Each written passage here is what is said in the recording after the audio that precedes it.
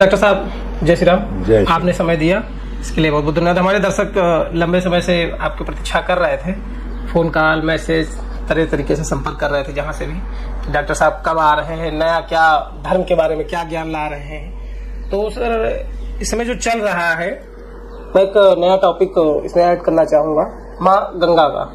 उस पे आप कुछ प्रकाश डालिए, जैसे कि आपने शुक्राचार्य, साईं बाबा और कई चीजों पे आपने डाला। अभी कुछ वीडियो आने बाकी भी है, तकनीकी कारणों से नहीं पहुंच पाए श्रोताओं के पास।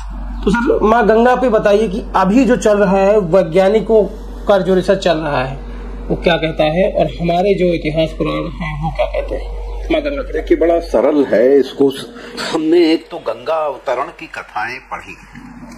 गंगा अवतरण एक पुराण में नहीं मिलता, कई पुराणों में इसका उल्लेख है, वो कहीं पे पूरा उल्लेख नहीं है, टुकड़े टुकड़े में। हाँ सर।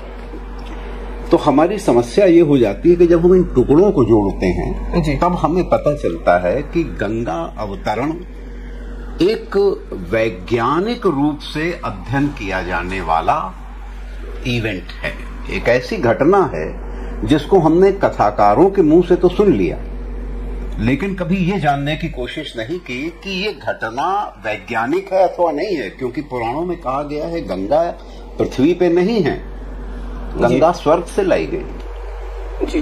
अब जब स्वर्ग से लाई गई तो स्वाभाविक है कि ये तो मैथोलॉजी हो गई, बिल्कुल हमारा विश्वास नहीं बनेगा।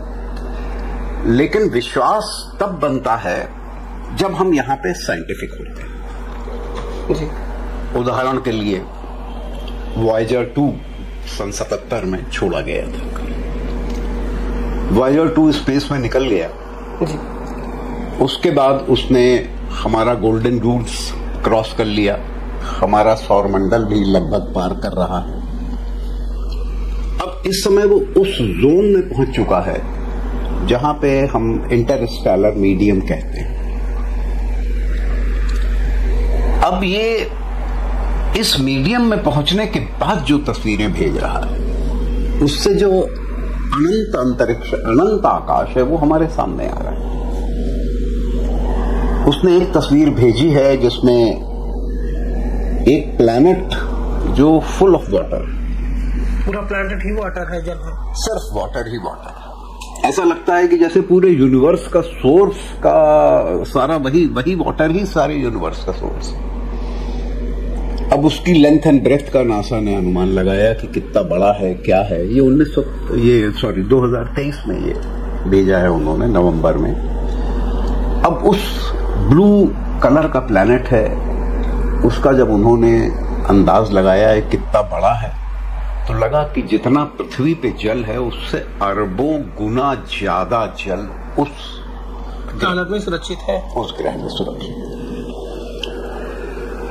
अब आइए हम एक तस्वीर पा गए नासा की, हमने समझने की कोशिश की उसको कि ये क्या हम इसे जोड़ सकते हैं क्षीर सागर से, जहां गंगा उत्पन्न हुई, भगवान विष्णु का निवास स्थल है। गंगा की उत्पत्ति क्षीर सागर में ही हुई है, विष्णु के दाएं पैर के नाखून से उत्पन्न हुई है। उसी क्षण ब्रह्मा ने उन्हें अपने कमंडल में, कथा कहती है, ले लिया। तब से वो कमंडल में रही। कमंडल में रहने के पश्चात गंगा के जो गुण थे दैवीय, उन दैवी गुणों के कारण वो त्रैलोक्य में विख्यात हुई। बहुत से ऋषियों मुनियों ने उनकी तपस्या की। हमारे पास ये भी विवरण मिलते हैं पुराणों में कि गंगा सबसे पहले ध्रुव लोक पहुंची। अब आप कहेंगे साहब ये ध्रुव लोक कहां है? तो हमारे यहां नाभिकीय ज्योतिष एक ग्रंथ है जी। उसमें ध्रुव तारे से ही जो सप्तर्षि मंडल दिखाई देता है, ये पूर्ण मंडल जो है इसे ध्रुव लोक माना गया है। इस ध्रुव लोक में गंगा का पहला अवतरण है। ध्रुव लोक में? ध्रुव लोक। तो वहां पे सप्तर्षियों ने ही, वहां सप्तर्षियों ने इनमें स्नान किया, इनके चरणों में रहे। लेकिन कहते हैं कि गंगा ध्रुव लोक में रुकी नहीं, वापस आ गई। कोई कारण था वापस आ गई। उसकी कथाएं अलग हैं।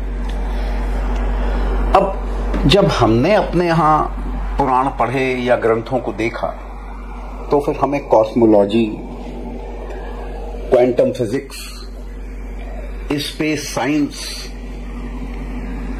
इन चीजों का इंटरेस्ट स्वाभाविक है जागेगा, क्योंकि हम भी देख रहे हैं कि ये यूनिवर्स जो है ये मल्टी लेयर है। क्वांटम फिजिक्स भी यही बात कर रही है कि मल्टी लेयर है। इसका अर्थ है जहां हम आप बैठे हुए हैं जी, ये तो एक मटेरियल वर्ल्ड है जो दिखाई दे रहा है जी।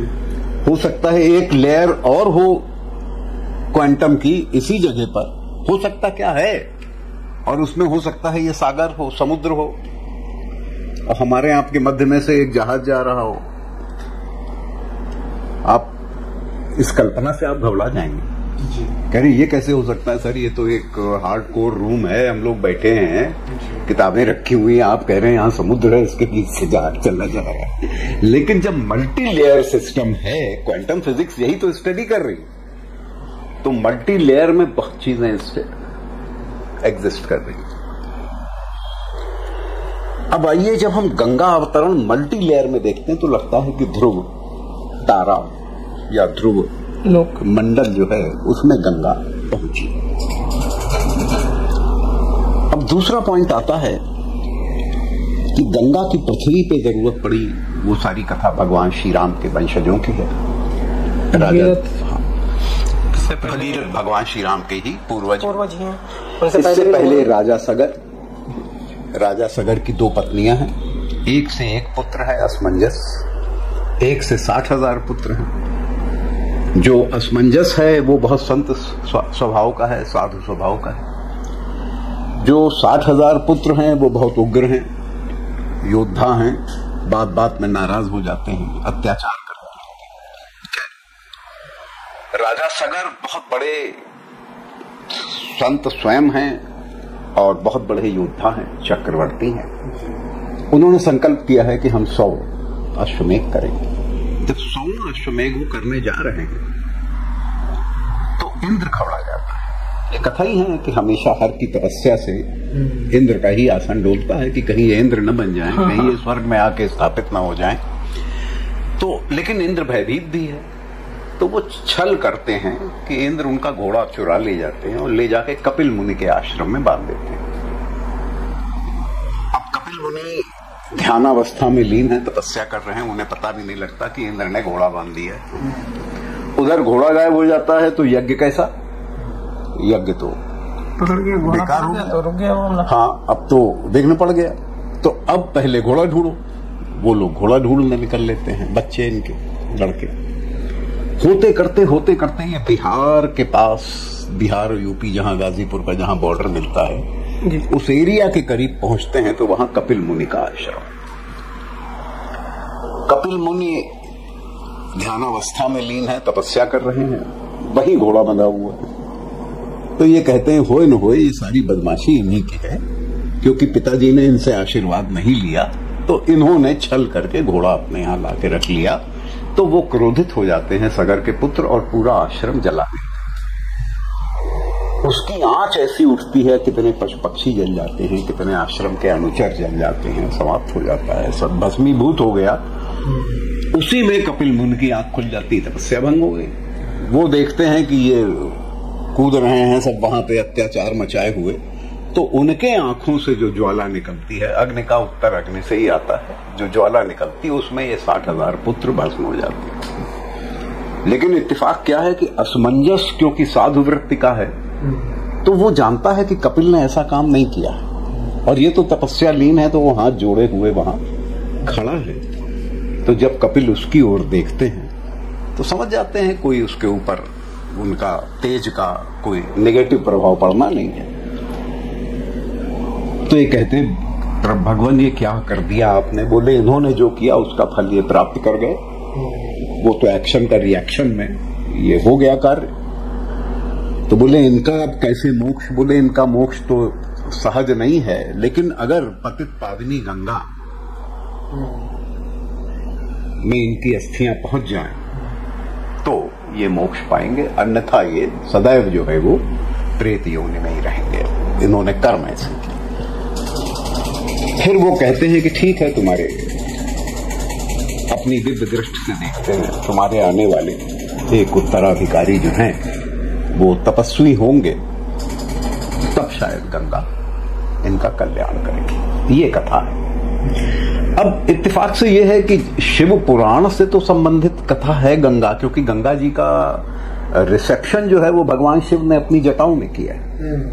लेकिन इंटरेस्टिंगली ये कथा सबसे कम शिव पुराण में मिलती है। विष्णु पुराण में थोड़ी ज्यादा है, गंगा अवतरण अलग है। तो जब आप टुकड़े जोड़ते हैं तो दूसरा टुकड़ा हमको प्राप्त होता है विष्णु पुराण। वो और भी इंटरेस्टिंग है कि भगीरथ जी तपस्या पे बैठ जाते हैं, गंगा की स्वर्णिम छाया उनके सामने आती, बोलती है कि बोलो पुत्र, क्या तुम्हें चाहिए? तो बोले माता, हम चाहते हैं आप निवसित हो धरती पे आके, जिससे जो हमारे पूर्वज हैं जिनको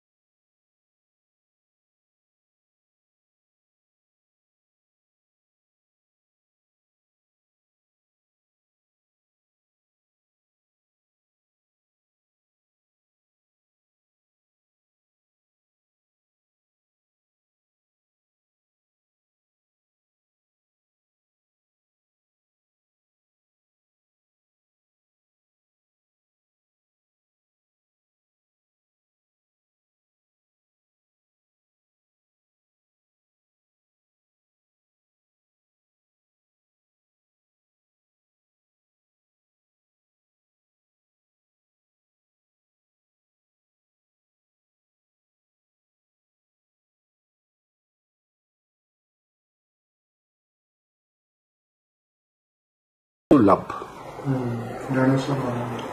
वो करीब 8 किलोमीटर उसका सर्कम्फ्रेंस था और उस मेटोर ने आके मैक्सिको की खाड़ी में स्ट्राइक किया।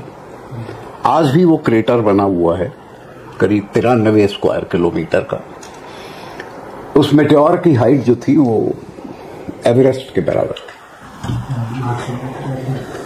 तो जब उसने आके स्ट्राइक किया तो ऐसा फाड़ के वो धरती के अंदर गया है कि जो गंधक के बादल निकले हैं उन्होंने पूरी पृथ्वी को आच्छादित कर लिया और कहते हैं कि 150 साल तक वो बादल छटे ही नहीं। हाँ, ये एक थ्योरी है डायनासोर के एक्सटिंक्शन की। तो ऐसा एक्सटिंक्शन जिसमें एक मेटेओर ने एक सृष्टि खत्म कर दी। ये बात अलग है कि डायनासोर खत्म ना होते तो हम लोग ना आते, लेकिन शिव की सृष्टि कहलाती है। इत्तेफाक से बाइबिल में भी इस सृष्टि से पहले एक सृष्टि का उल्लेख, बाइबिल में इसका जिक्र है।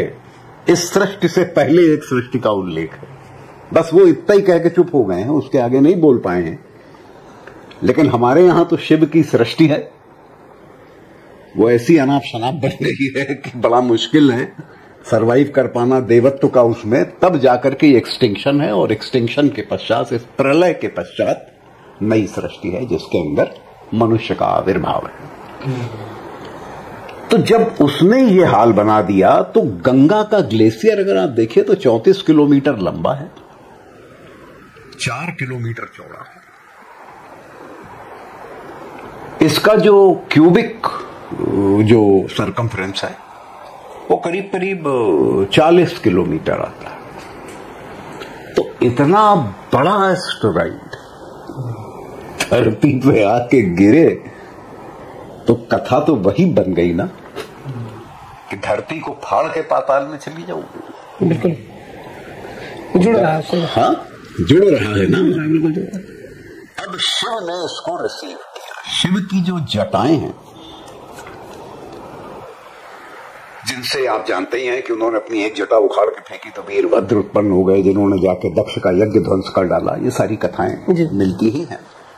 एक बाल, हाँ, एक बाल से। तो उन विकराल जटाओं में गंगा को उन्होंने रिसीव किया है और उनकी 4 जटाएं, जिनके एक नहीं है 4 हैं, वो चारों पर्वत कहलाते हैं वहां के, जिनने वो रिसीव्ड हैं।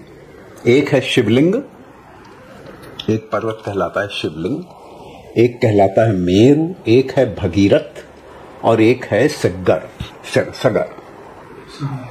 हाँ, ये 4 जो पर्वत हैं इनके बीच में गंगा ग्लेशियर है, जहां से गंगा निकलती। उन्होंने हिमालय में रिसीव किया और रिसीव करके इसे गंगा को अपने दाहिने हाथ से 70 कोस की दूरी पे स्थापित किया। ये 70 कोस अपने किसी ग्रंथ में, ये गंगा अवतरण में है। गंगा अवतरण में बताया गया है। हाँ, वहां दूरी भी दर्शाई जा रही है, कितनी दूरी पे? हाँ, 70 कोस योजन पे स्थापित किया। तो वो जो एक बर्ड आई व्यू होता है ना ऊपर से, आइसोमेट्रिक व्यू, उस आइसोमेट्रिक व्यू से वो अगर आप गूगल से देखें तो मिल जाएगा जो मैप है, तो उसमें 70 योजन की दूरी पे उसे स्थापित किया। अब बड़ी इंटरेस्टिंग चीज आती है यहाँ पे कि जिस समय शिव स्थापित कर रहे हैं उन पर्वतों के मध्य में, तो ग्लेशियर, क्योंकि नदियां गैंजेटिक प्लेन आप देखिए तो 1800 किलोमीटर लंबा है, 250 किलोमीटर चौड़ा है जी। तो जो नॉर्मल फ्लो है रिवर्स का वो तो नॉर्थ टू साउथ है।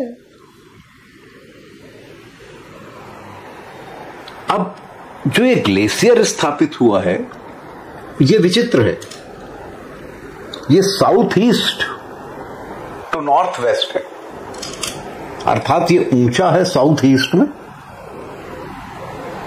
और लोअर है, डिक्लिविटी है इसकी नॉर्थ वेस्ट में।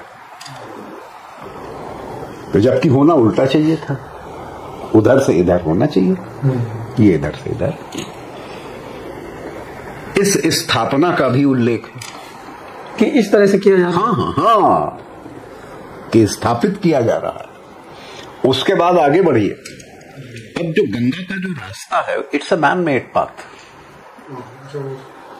क्योंकि अब भगीरथ उन्हें लेके गए हैं, स्टार्ट करके आगे चल रहे हैं। भगीरथ आगे आगे चले हैं और प्रथम धारा जो है वो माता पीछे चली स्वयं। अब भगीरथ बनारस तक जब पहुंचे हैं जी, तब इनको कपिल मुनि का जो रास्ता है, ये कहते हैं कि माता इस मार्ग में तो लोग हैं, सभ्यता है, ये आप अगर ये मार्ग लेंगे तो नष्ट हो जाए। ये जो सभ्यता आ गई है, ये जो मनुष्य बसा हुआ है, जो आपके भक्त ही हैं, तो गंगा कहती है कि ठीक है, मैं यहां से उत्तरायण हो जाती हूं। अगर आप गंगा का कोर्स देखिए तो वैसे तो फॉर टेक्टोनिक रीजन है कि प्लेट्स इस तरह से फॉर्मेशन है वहां पर कि गंगा बहते बहते ईस्ट जाते जाते वो नॉर्थ हो जाती है, और वो नॉर्थ का कोर्स उनका वहां तक चलता है, बलिया गाजीपुर वाले बनारस, वो सॉरी उस एरिया में जहां पे बिहार यूपी का बॉर्डर मिलता है, जहां पे कपिल मुनि का आश्रम है, वहीं पे राजा सगर के 60,000 पुत्रों की राख पड़ी हुई। तो ये जो कोर्स चेंज है, इसको किसने नोटिस कर दिया? उस जमाने में तो जियोलॉजी थी नहीं, कथाकार कथा सुना के निकल लेते हैं। लेकिन अगर हम साइंटिफिक असेसमेंट करें, फिर गंगा के पानी की खासियतें आप देख लीजिए। गंगा का पानी, उसमें ऐसे ऐसे बैक्टीरियाज हैं जो अगर कोई चीज सड़ रही हो तो उसको सेकंडों में खा के खत्म कर देते हैं। गंगा के पानी से कॉलरा ठीक होता है, निमोनिया ठीक होता है, यूटीआई ठीक होता है, जितने तरह की डिसेंट्रीज हैं सब इंक्लूडिंग टाइफाइड ठीक होता है, यहां तक एड्स एआईडीएस भी इससे ठीक है हुई है, ये भी रिकॉर्ड आ गए। अच्छा, इस पे भी काम हो रहा है? हाँ, गंगा के पानी पे काम हो रहा है। तो दुर्भाग्य है सर कि आज की गंगा जो ये मैदानी इलाकों में है, उनका तो स्वरूप ही बदल दिया गया। तो हाँ, तो वो स्वरूप बदल दिया इंसानों के द्वारा। लेकिन हमें ये समझने की जरूरत है कि ये बैक्टीरिया किसी और नदी में क्यों नहीं मिलता, सिर्फ गंगा में क्यों है? तो इसको डिवाइन रिवर या दिव्य, इसको विष्णुपदी भी कहा गया है, भगवान विष्णु के चरण से निकली विष्णुपदी। तो आज की डेट में जब वॉयेजर जा रहा है और हमको फोटो भेज रहा है क्षीर सागर की, और क्षीर सागर की स्थिति बताई गई है कि जिस स्वर्गलोक भी इसके चक्कर लगाता है 7 करोड़ साल में। हाँ, ये बहुत इंटरेस्टिंग है जो आप समय बता रहे हैं कि किस समय पे कौन लगा रहा है। हाँ, लगा रहा तो है। हाँ, नहीं तो वो तो देखो गैलेक्सीज बदल रही है ना जी। अब एंडेमिक गैलेक्सी में आप चले गए, अब ये तो खैर अब आप समझेंगे नहीं, क्योंकि ये हम समझा भी नहीं पाएंगे, क्योंकि I am not a cosmologist या, लेकिन स्टार ट्रेक वाले साइंटिस्ट जो कॉस्मॉस की मैपिंग करते हैं वो पुराणों का बहुत सहारा ले रहे हैं, क्योंकि इन्हीं में अखंड ब्रह्मांडों का उल्लेख है। अब नई नई जो फाइंडिंग्स हैं वो बता रही हैं कि जो हमारा मिल्की वे है, ये जिस गैलेक्सी में स्थित है, इसके अलावा हज़ारों लाखों गैलेक्सियां हैं जो क्लस्टर्स बना करके मूव कर रही हैं पूरे ब्रह्मांड में। हमने अपनी गैलेक्सी के रीजन को जब मैप करने की कोशिश की तो हमने पाया कि ये 520 मिलियन लाइट ईयर्स पार करने के बाद हमारी गैलेक्सी ख़त्म होती है। इसको एक नया नाम साइंटिस्टों ने दिया है, लेनियाकिया। ये एक हवाई आइलैंड का वर्ड है, इसका मतलब होता है immeasurable haven.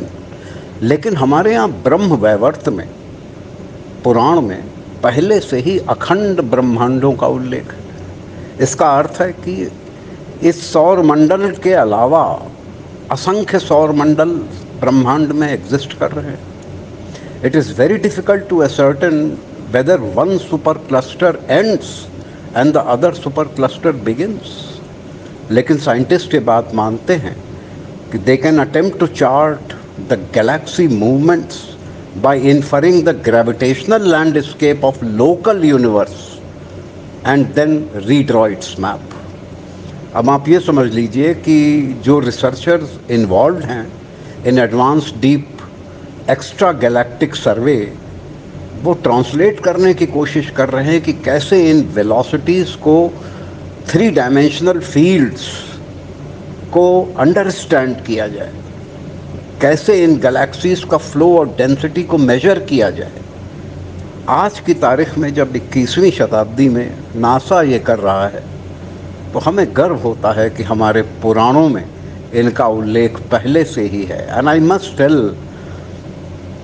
That it would involve a lot of math, computing velocities of thousands of galaxies and subtracting them from the average rate of cosmic expansion।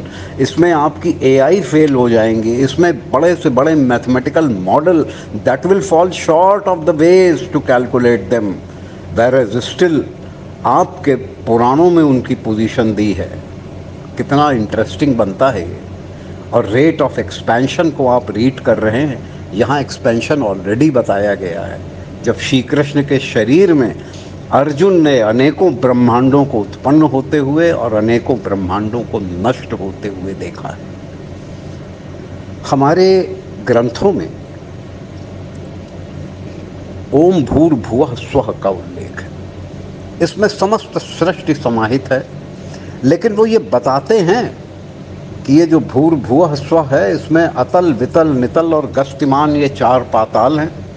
उसके बाद जो भगतल सुतल और अन्य पाताल हैं वो दूसरी गैलेक्सी, दूसरे ब्रह्मांड में। उसी प्रकार वो लोकों का बताते हैं कि ध्रुव मंडल और सप्तर्षि मंडल के पार 12 करोड़ योजन दूर महरलोक है, जनलोक है, तपलोक है, वैराज लोक है, तमलोक है, ये उससे 12 करोड़ योजन दूर सत्यलोक है, यहाँ पे अमरगण निवास करते हैं, उससे भी 1000 करोड़ योजन दूर ब्रह्मलोक है। अब इंटरेस्टिंगली ये जो गैलेक्सी है हमारी, जिसकी हम अभी बात कर रहे हैं, जिसको हमने लेनिकिया बताया है, नाम दिया गया है, इसके ब्रह्मा अलग हैं, ये 4 सिर वाले, और अन्य ब्रह्मांडों के ब्रह्मा अलग हैं। इसीलिए एक कथा आती है कि एक बार हनुमान जी मिलने गए भगवान श्री कृष्ण के दरबार में द्वारिका में। तो हनुमान जी से चक्र ने कहा, सुदर्शन चक्र ने, कि प्रभु आप अंदर न जाओ, इस समय ब्रह्मा और बहुत बड़ा दरबार श्री कृष्ण का लगा है। तब तक 4 सिर वाले ब्रह्मा आ गए।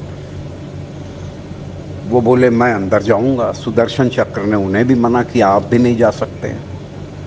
तो बोले अरे मैं सृष्टि करता हूँ, मैं ब्रह्मा हूँ, मैं कैसे अंदर नहीं जा सकता। बोले नहीं साहब, आप 4 सिर वाले ब्रह्मा हैं। बोले हाँ, ये जाके श्री कृष्ण से कह दो। बोले वहाँ पे 500 सिर वाले, 1000 सिर वाले, 10,000 सिर वाले, ये ब्रह्मा सब आए बैठे हैं और अपनी अपनी सृष्टियों का विवरण श्री कृष्ण को रजिस्टर करा रहे हैं। वहाँ आपकी कोई हैसियत नहीं, आप बाहर बैठिए।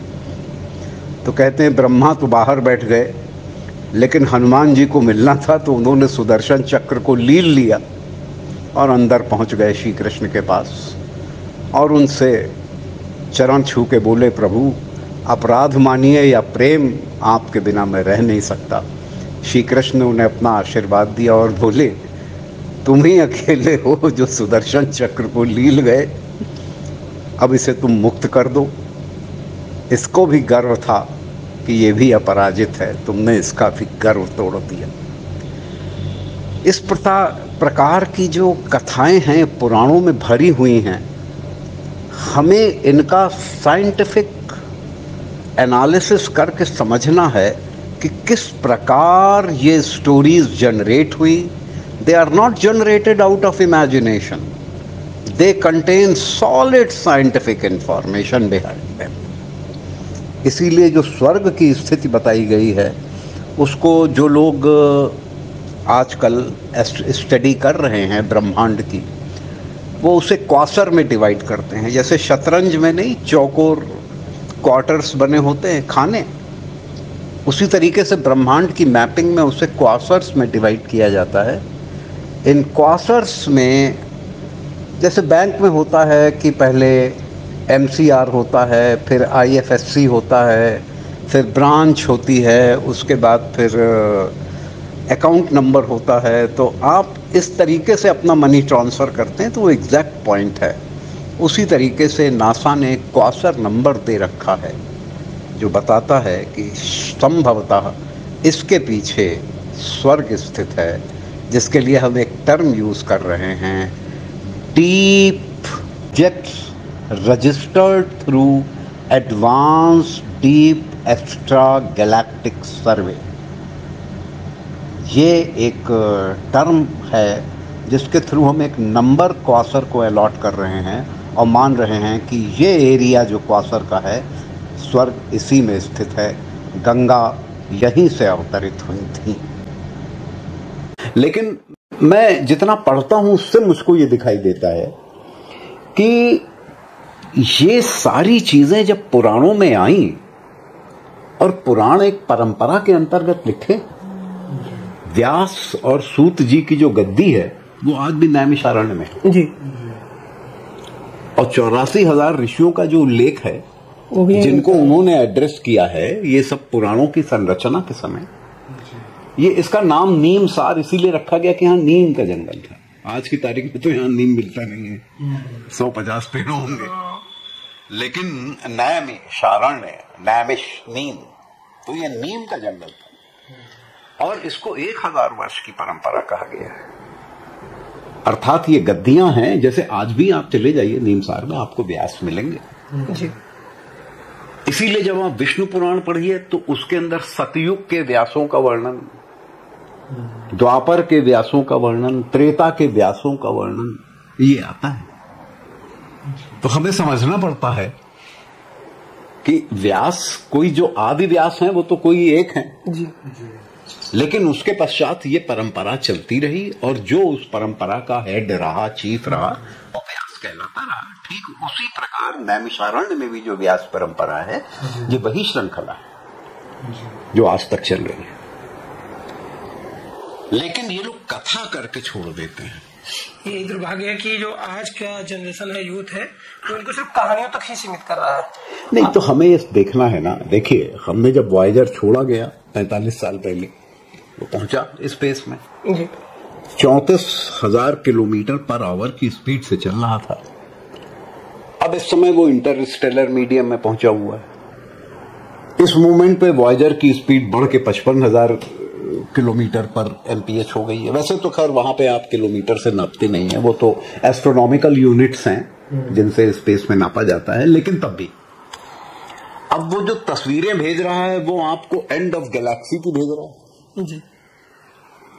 अब हमारे यहाँ सूर्यों की 12 सूर्यों की कल्पना है, और जो हमारे सूर्य नारायण हैं जिनसे हम बंधे हैं, हमारा सौर मंडल है, ये सृष्टि में सबसे छोटे वैश्वान, इनसे करोड़ों गुना बड़े सूर्य, इसका उल्लेख। तो सर इसको कल्पना क्या है कि हम लोग रिकॉर्ड मान सकते हैं कि हमारे पूर्वजों का रिकॉर्ड, ये हमारे पूर्वजों का रिकॉर्ड है भैया। जहां पे साइंस हार्डकोर एक्सपेरिमेंट से पहुंचती है, मेरा मानना है वहां आप अध्यात्म से पहले पहुंच चुके हैं। ऐसे ही नहीं है कि ब्रह्मलोक में निवसित हैं, ऐसे ही नहीं है कि विष्णुलोक गोलोक प्राप्त होगा।